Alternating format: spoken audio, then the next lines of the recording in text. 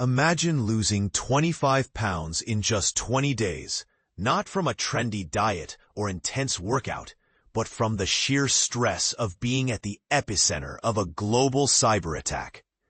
This is the story of Tim Brown, the Chief Information Security Officer at SolarWinds, who lived through one of the most high-stakes moments in cybersecurity history. On December 12, 2020, Brown's world turned upside down when SolarWinds discovered it had been hacked by Russia. But here's where it gets controversial. Was SolarWinds the real target, or just a stepping stone to something bigger? Let's dive in. Brown recalls the moment vividly. The call came from Kevin Mandia, founder of cybersecurity firm Mandiant, revealing that SolarWinds Orion software, used by over 300,000 global clients, including the U.S. Treasury and thousands of companies, had been compromised. The hackers, later linked to Russia's Foreign Intelligence Service, had inserted malicious code into Orion during its build process, granting them remote access to countless systems. And this is the part most people miss. The attack wasn't just about SolarWinds. It was a gateway to infiltrate high-profile government agencies and corporations. In the chaos that followed, Brown operated on pure adrenaline. With the company's email system compromised, the team resorted to in-person meetings during the peak of the COVID-19 pandemic. We gave up on the phones, and just everybody came into the office, Brown explains. The stress was relentless. I lost 25 pounds in about 20 days, just going, he admits.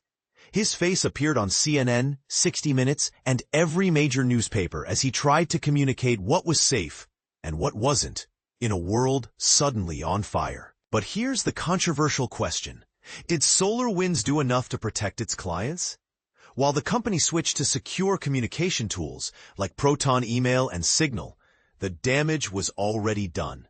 Brown fielded calls from the U.S. Army, the COVID-19 vaccine program Operation Warp Speed, and countless others demanding answers. The world wanted verbal communication, not written, he reflects. They wanted to hear the nuance, the color around the situation. This lesson in crisis communication is one every leader should heed. The fallout was brutal. SolarWinds halted new features for 6 months, focusing instead on rebuilding trust and security. Transparency became their mantra, but it wasn't enough to prevent legal repercussions. In 2022, the company settled a class action lawsuit for $26 million.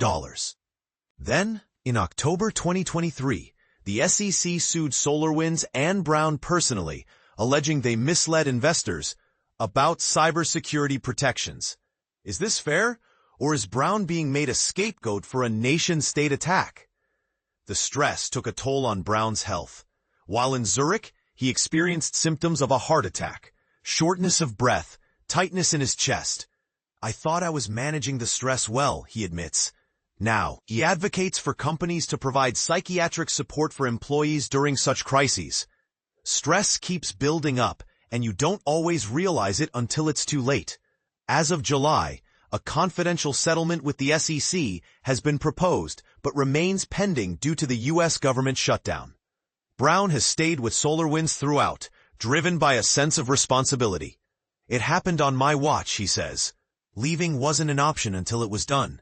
So, what do you think? Was SolarWinds a victim of circumstance, or did they fall short in their duty to protect clients?